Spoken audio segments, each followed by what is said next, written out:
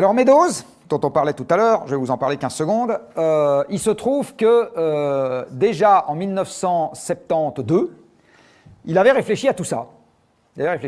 Alors Meadows, en fait, c'est un héritier de Forrester, qui est professeur de dynamique des systèmes au MIT, et qui, durant les années 60, avec l'informatique rudimentaire de l'époque, parce que je vous rappelle que le premier ordinateur, c'est dans les années 50, l'ENIAC, commence à essayer d'imaginer une manière de modéliser l'avenir de l'humanité. Alors il dit, l'humanité, c'est quoi? C'est une population. Elle mange, elle produit des choses, des services, elle tape dans un stock de départ constitué de ressources, et elle a un exutoire, une fois qu'elle a transformé, avec des sous-produits indésirables de cette transformation, qui s'appelle la pollution. D'accord? C'est ça l'idée générale de Meadows. Et Meadows, il fait un modèle dans lequel vous avez des asservissements dans tous les sens. Par exemple, quand vous avez plus de ressources, vous pouvez investir une partie de ces ressources dans l'agriculture, et tant que vous n'avez pas de facteur limitant, la production agricole augmente. Du coup, vous pouvez augmenter la population, en retour, etc. D'accord? Donc vous avez un système asservi avec des boucles de rétroaction. Et ceux d'entre vous qui ont fait de l'électronique pendant leurs études ont regardé, en général, de la dynamique des systèmes. L'électronique, c'est exactement ça, c'est l'apprentissage de la dynamique des systèmes. Alors Meadows dit, voilà, je modélise, et puis Meadows, il vérifie quand même que la modélisation qu'il fait représente à peu près l'évolution passée du monde, et c'est exactement ce qu'il constate au moment où il sort son rapport. Alors au moment où il sort son rapport, Meadows, il n'a absolument pas dit le monde va s'effondrer demain matin, il n'a même pas dit le monde va s'effondrer en 2000. Vous voyez, nous arrivons ici en 2017, et en 2017, avec la modélisation de Meadows, on a toujours une population qui croît, on a toujours une production agricole qui croît, on a toujours une production industrielle qui croît, on a entamé le stock de ressources non renouvelables, pas encore de manière monstrueuse, et on a commencé à créer des perturbations environnementales partout, pas encore de manière monstrueuse. C'est après qu'on commence à rigoler.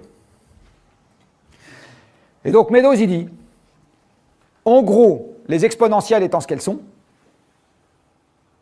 vous connaissez les exponentielles, il y a en particulier cette petite blague sur combien de temps il faut pour occuper toute la mare avec des nénuphars. Vous avez des nénuphars dont la surface double tous les jours.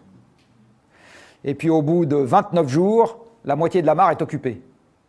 Combien de temps il faut pour occuper l'autre moitié? Il faut 1 jour. Donc la magie des exponentielles, c'est que ça raccourcit le temps de plus en plus. Donc ce n'est pas parce qu'on a été tranquille pendant 30 ans qu'on est encore tranquille pendant 30 ans. On peut avoir été tranquille pendant 30 ans et être encore tranquille pour 3 ans, ou 2, ou 1, ou 6 mois. Et ce que dit Meadows, c'est vous pouvez tripoter l'optimisme sur les hypothèses initiales dans tous les sens que vous voulez. Tant que l'humanité veut absolument que ça augmente, le système s'effondre sur lui-même avant la fin du XXIe siècle. D'accord? Et Meadows fait des calculs en disant, est-ce qu'il y a un niveau auquel ce truc-là se stabilise forever? D'accord? Je monte le truc, et après je le stabilise, et le châtelier est respecté. C'est-à-dire que mon système ne sort pas d'un état d'équilibre. Parce que si ça monte au-dessus de cet état-là, vous êtes dans ce que Meadows appelle overshoot and collapse, c'est-à-dire qu'à un moment, vous avez franchi le seuil, et le système, par ce franchissement de seuil, est amoindri et ne peut plus remplir sa fonction derrière, quoi que vous fassiez. Donc vous avez overshoot and stabilization. Par exemple, vous avez une pointe d'acier qui s'approche dangereusement d'une bâche en plastique dans laquelle vous avez de l'eau. Si elle s'approche et qu'elle rentre un tout petit peu dedans, etc., et vous avez le temps de mettre une rustine, tout va bien. Si elle s'approche, qu'elle se met à tourner dans tous les sens, etc., là vous êtes en overshoot and collapse, derrière vous ne pouvez plus rien faire, le truc se vide irrémédiablement. Donc Meadows, c'est ça qui l'intéresse, c'est de savoir combien la perturbation va empêcher le système de retrouver quelque chose, un état d'équilibre pertinent. Et là, il dit, oh, bah, si on pousse le truc jusqu'au bout, après, ça tout s'effondre, on ne peut plus rien faire. Et pour finir, pour aujourd'hui, ça a un tout petit sujet avec l'indicateur euro dont on s'occupait tout à l'heure. Parce que, en gros, la manière dont on raisonne aujourd'hui, c'est j'ai une valeur ajoutée globale, qui est un flux. Je vous rappelle que le PIB, c'est la contrepartie monétaire d'un flux de transformation. Donc c'est un flux, ce n'est pas un stock, ce n'est pas une richesse. C'est des charges. Quand vous allez claquer votre héritage au casino, vous augmentez votre PIB personnel. Vous augmentez votre train de vie, transitoirement. Vous diminuez vos actifs, mais vous augmentez transitoirement votre train de vie. C'est très exactement ce qu'on fait aujourd'hui. L'augmentation du PIB consiste à diminuer les actifs naturels pour augmenter notre train de vie. Ça marche le temps que vous avez des actifs naturels à dilapider. Puis après, ça ne marche plus. Alors, en attendant, tant que le PIB augmente, c'est génial, parce que le PIB de l'année N vous permet d'avoir de l'argent pour traiter, alors on va dire, sigma d'un côté et un nouveau problème B de l'autre. Si vous augmentez le PIB l'année d'après, vous voyez, vous pouvez avoir encore plus d'argent pour traiter le problème A, encore plus d'argent pour traiter le problème B, puis rajouter de quoi traiter un problème C. Donc dans un monde en croissance, les élus peuvent vous dire « je vais mieux m'occuper l'année prochaine des handicapés que je l'ai fait l'année dernière, et en même temps, je m'occuperai mieux des vieux, des jeunes, des chômeurs, du budget de l'ADEME, du chiffre d'affaires de carbone 4 et de la fabrication des coussins. Je fais tout à la fois, puisque mes moyens augmentent. D'accord ? Je suis capable d'augmenter partout et tout le temps. Le problème, c'est quand d'une année sur l'autre, le PIB diminue.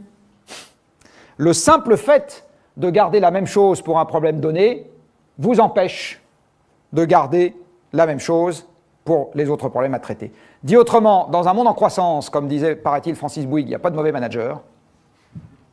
Dans un monde en croissance, il n'y a pas de mauvais manager. C'est au pied du mur que vous reconnaissez les bons. Or, la classe politique qu'on a aujourd'hui a été forgée dans un monde en croissance. Donc il n'y a pas de bons. Première approximation. Non, mais il n'y en a pas. Non, mais il n'y en a pas. J'ai été touché quand j'ai fait mon cours à l'ENA, il y a quand même un élève, c'était marrant, c'est un étranger je pense en l'occurrence, donc il a osé poser une question que ses copains n'ont pas posée. À la fin d'un cours de cette nature, il me dit « mais est-ce que les politiques sont au courant ?» À l'ENA, j'ai trouvé ça délicieux. Et je lui ai dit « bah non. Pour être au courant, il faut suivre un cours, c'est pas parce que vous devenez ministre ou député que vous avez suivi un cours. Vous avez été élu, mais vous n'avez pas suivi un cours. Puis une fois que vous êtes élu, vous n'avez pas le temps d'en suivre. Donc c'est ça le sujet, c'est comment je répartis l'effort. Comment ? Je répartis l'effort. C'est juste ça. Donc dans un monde sans croissance, toute augmentation à l'ancienneté garantit du chômage ailleurs.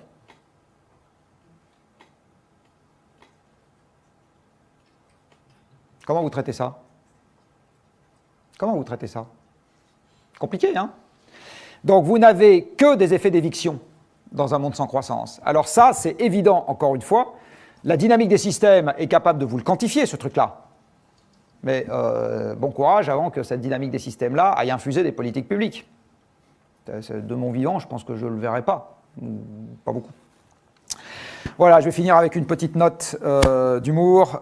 Vous avez ici un petit calcul que je vous livre sur les gens qui disent tout ça. C'est des conneries, on s'en fout, l'espace est immense. Monsieur Elon Musk a dit qu'on allait vivre sur Mars.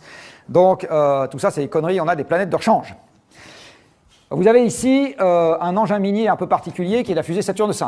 Pourquoi c'est un engin minier un peu particulier ? Parce qu'on a totalement envoyé sur la Lune, alors avec quelques mineurs, qui s'appelaient Buzz Aldrin, Neil Armstrong, etc., mineurs bien payés, compris quelques riches quand même, donc c'était bien payé. Et ils sont revenus avec un peu de minerais. Donc les envoyer là-dedans, ça a coûté 120 milliards de dollars, ils sont revenus avec 400 kilos de minerais. Donc vous pouvez aller miner les astéroïdes.